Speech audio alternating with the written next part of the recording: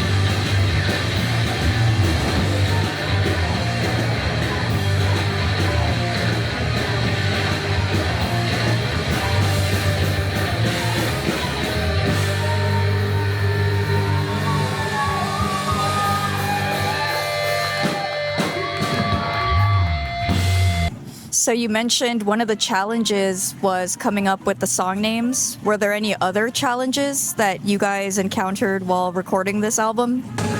I think there was a lot, to be honest. Like, I think just trying to see, like, when do we leave this song alone? You know, when do we, like, just say, okay, we're good? Because there's a lot of times where we hear these songs and we might like certain things about it, but we're like, no, like it's not finished yet. You know, there's some stuff we could put in here to kind of, you know, have some layering to it, you know?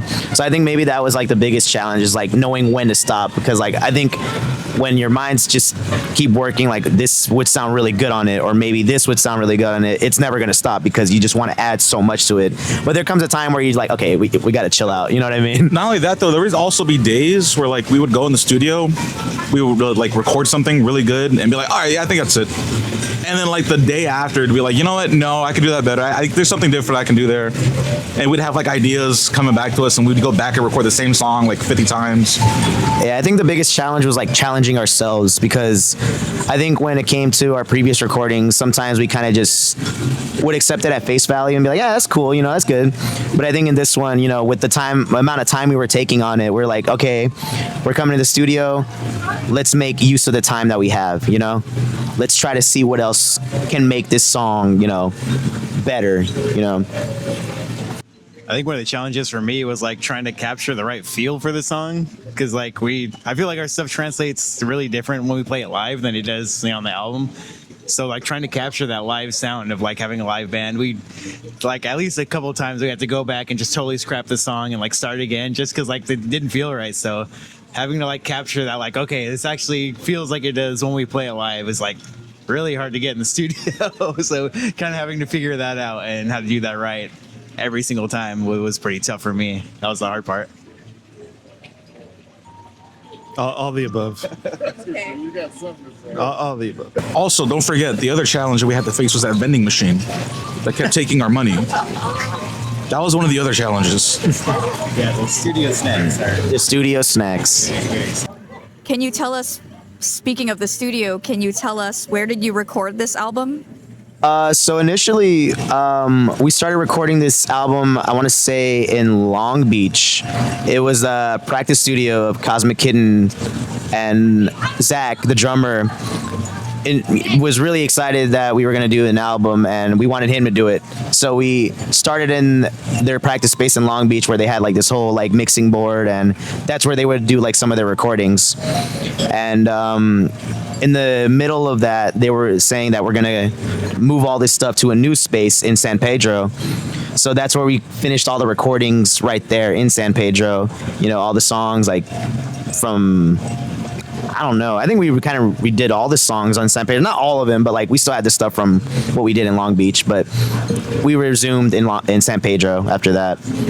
Yeah, definitely a big shout out to Zach from Cosmic Kitten. He like put up with us for so long and was a homie the whole time. That man had so much patience. On from Break It Dawn Studios too. He was like super welcoming when we like first started in Long Beach in his studio, so that was super cool. But yeah, just a huge shout out to Zach, because he was super patient the whole time, and he's really cool the whole time too. Thank you, Zach. So this recording process took longer than you guys thought, or was it perfect? way longer than we thought. You know, I think, you know, being like a local like underground band, you know, especially with like all our schedules, you know, we have full-time jobs and, you know, we have our own lives.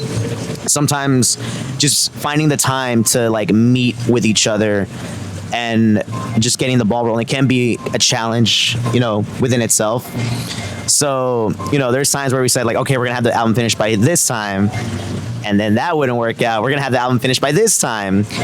That didn't work out. So we would just, You know, it's pretty much a mix of what he said plus, you know, so some of that time being wasted is on us too.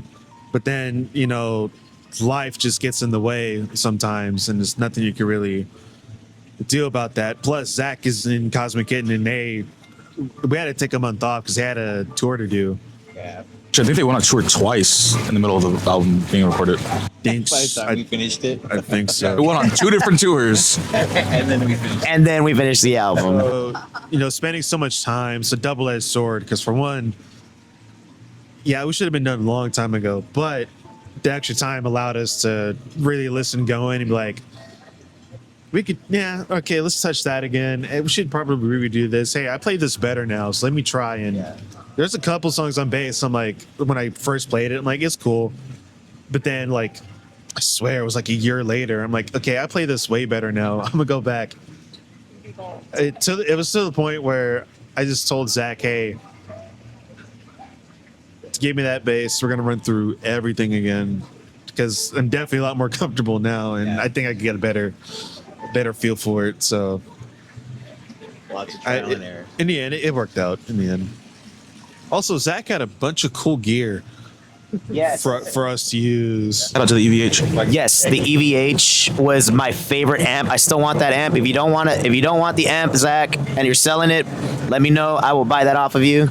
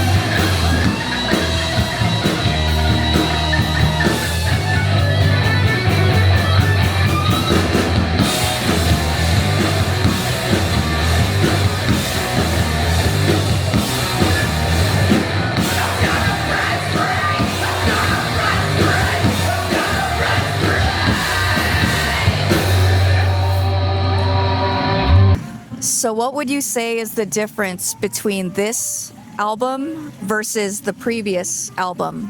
I think when it comes to, if you're referring to Modern Medication, Modern Medication was definitely that, kind of had that garage, like almost one take live in the garage studio kind of feel, you know? And that's kind of what we were going for at the time. And I think with this one, you know, with the experiences like of playing live and hearing different genres of music, like after that album, we definitely wanted to write something, or at least make something that was a lot more thought out, you know, like maybe some extra guitar layering or some vocal layering, you know, like maybe some different kind of effects or different kind of like ways to record, you know. Well, there's a lot of things that you can't do with a live recording like we did for that album, as opposed to this one. This one, there's a lot more, you know, tricks we can throw in there and overdub and redo parts if we need to do them. But one of the biggest things that impressed me for the last album was Under the Gun and Launchpad. That was combined. I think it's like 9 minutes around there. The Flood, yeah, Under the Gun and Flood. Yeah, Under the Gun and Flood. Yeah, and we did both those songs together in one take. And then later on, I think we went and like maybe redid one overdub. Maybe, I don't know. We did. There was a few overdubs. Yeah. For some of those songs, That was the only thing that I think that I wish we could have done with this album, but that's not how we were recording it, unfortunately. The biggest difference between Modern and this one is time and experience. Because Modern, well, me and him weren't even in the band when they did Stop Caring, and they did. You guys did that in your living room, Yeah, super right? one Yeah, and microphone. it definitely has that. Laptop. Like that bedroom kind of indie kind of feel. And for Modern Medication, we were fresher to recording with actual like, you know, studio equipment. We were also, they just got a new soundboard that was modded. I think it was a 70s Yamaha, I think. So we were the first band they tried it out on. So, and it was in a garage, but I didn't know it was in a garage when we got there.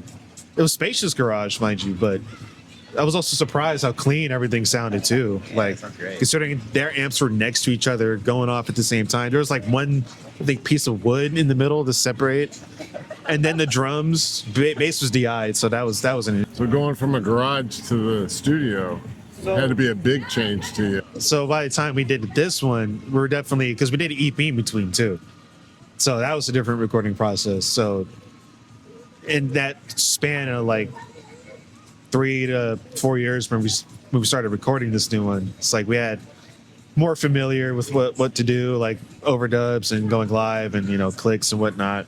Granted, some of it did take a lot longer because it's like you said, especially trying to get the feel of it. Like the opener, No Turning Back, we recorded that like 3 times because we just gonna get the feel right. Yeah, and that's the one thing, like, you know, sometimes we just want to make sure that like the feel is like the thing that we all like are agreeing upon, you know, because sometimes like if it's too like, maybe if it's too like to the click or something like that, we can be like, nah, not really. Like I think maybe be a little bit more loose with it, you know, because that's how we play it live, you know. Sometimes like it fluctuates, you know, it's never the same thing, but that's what makes, I think, seeing us live like makes it feel a little bit more real, because, you know, we're just playing in real time. We're all just locking in with each other, no matter how fast, how slow, you know. And also, don't forget, this album had a lot more emotion to it, because we would intentionally go out of each other's ways to piss each other off.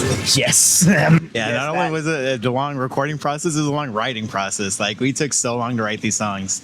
Anyway, we would like scrap the whole thing, start fresh. We would like totally change the whole thing.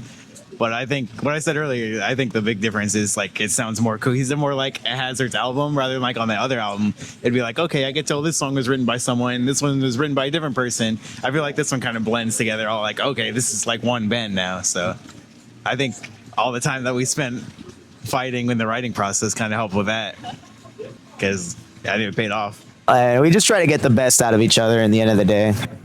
Well, that was the next question too. We are going to ask about the writing process for it, but shit, I mean, if you guys all had a part in every single thing. Pretty much for this album, yeah. I think we all like had some sort of like input of like, okay, how is this song gonna turn out, you know? Well, fortunately, some of the songs we also had for a while too. Like No Turning Back was the oldest. Cherries is probably the second oldest. So who came up with the album title? I want to say I did. I think because like when it came to the title track, No Turning Back, I just like that line he says in there, no going home, no turning back. And one of the songs. Yeah, like it's literally like in the song. And I think that line kind of just represented like what the album was kind of like about, you know? Especially Also, like the point that we are at as a band. definitely, you know, like just no matter what, you know, we just keep going forward. Like there's no turning back after this, you know? And that's the thing with the album, you know, like all the trial and error and all the stuff, you know, all the frustration sometimes, you know, once it's done, like there's no turning back from this, you know? I was also talking to Jeff about this before we got here, and it was just like, there's no turning back for us, just because to some degree we do get bored with, you know, being musicians, playing the same songs over and over, playing all the shows that we play. But just when we get bored and we're like, man, what's going on now? Something interesting happens, and it's like, well, yeah, no, we're in too deep, guys. Just something pulls us back in. Yeah. Right before we get too bored. I think we all like know collectively, like, you know, like once like we're away from the music, we're just like, man, we want this again. Like we want to go back into it, you know? But yeah, the title No Turning Back, I just thought it sounded cool, and it just like went with the vibe of the album, you know, like the story behind it, I guess. Now we can never look behind us ever again. We can physically not turn around. Yeah, we're like Batman. You're like Batman, like Michael Keaton Batman. You just have his like bat mask on, like can't turn. What does success look like for this album? Damn, that's a hard one. Like, I don't try to like, or at least for me, I don't try to think about like, oh, this album's gonna be like a super successful one for us or something like that. I think, you know, once it's out, we just let the people decide like if they like it or not, and if they don't like it, you know, that's doesn't matter, because we still love these songs. There's like a lot of like meaning behind them, even if people might not hear it or if people might not look too deep into that. Like these songs mean a lot to us, and we like playing them, you know. So I think that'll come with time, you know. I just try to let time do its thing, and not think about like, oh, this album's it's not doing as good as I thought it would or hoping it would, you know. It doesn't matter, you know. Over time, like we'll see where it leads us to, where it ends up, you know. I think for me, success would be being able to keep doing it without having to worry about if it's doing well.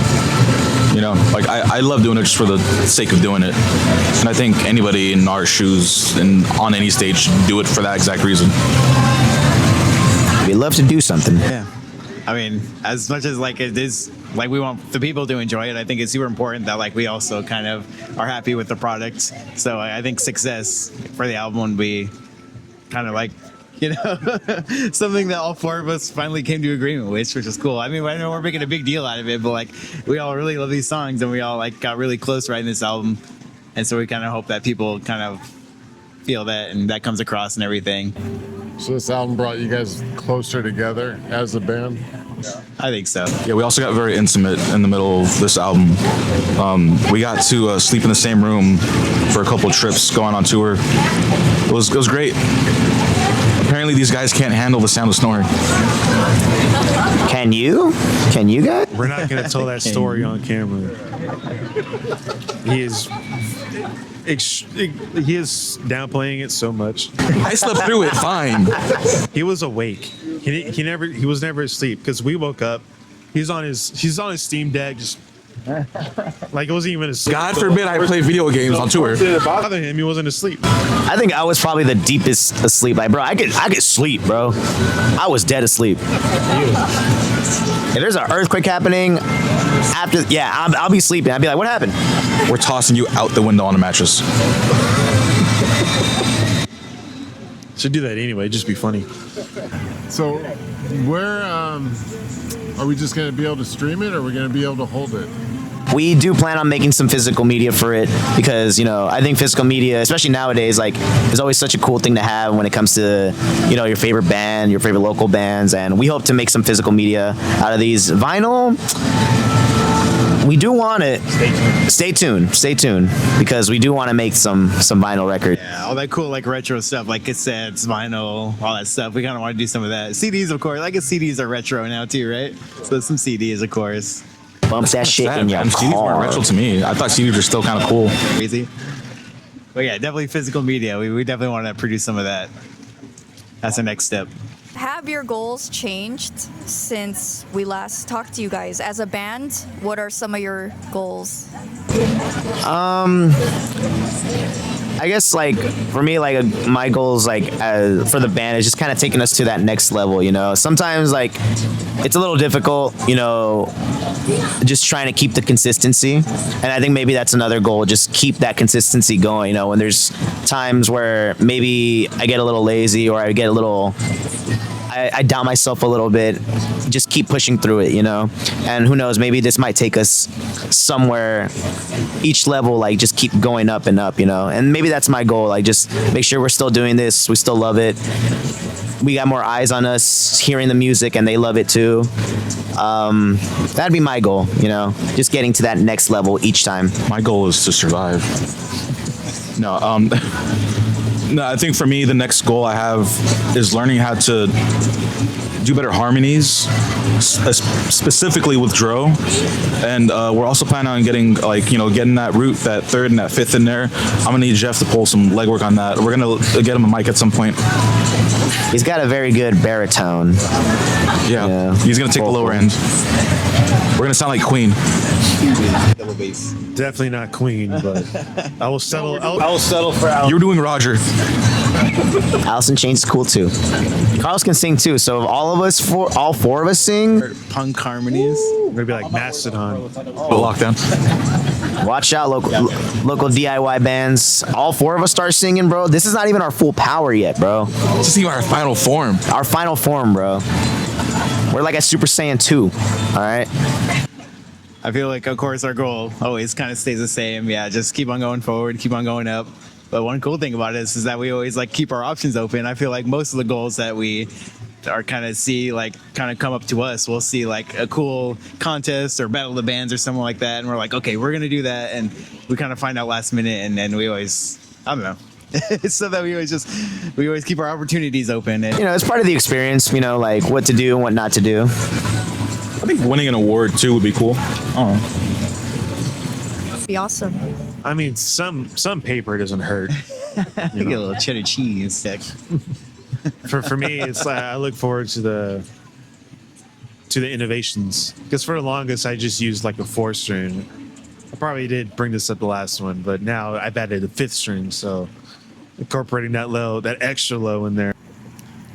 Do you guys have any shout outs? Anyone you want to thank?